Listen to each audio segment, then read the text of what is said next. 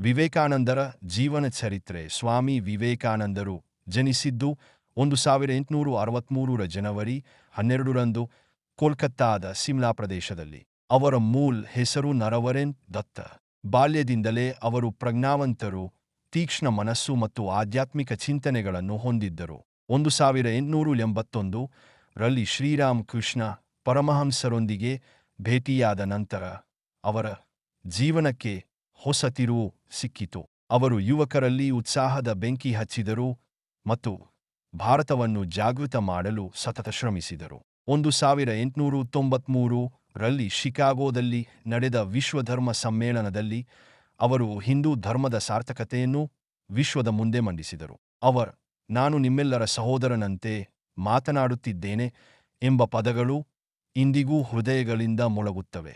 ವಿವೇಕಾನಂದರು ಶಿಕ್ಷಣ, ಸ್ವಾವಲಂಬನೆ ಮತ್ತು ದೇಶಸೇವೆ ಮೇಲೆ ವಿಶೇಷ ಒತ್ತುವರಿಯನ್ನು ನೀಡಿದರು. 1902ರ ಜುಲೈ 4ರಂದು ಕೇವಲ 39ನೇ ವಯಸ್ಸಿನಲ್ಲಿ ಮಹಾಸಮಾಧಿ ಹೊಂದಿದರು.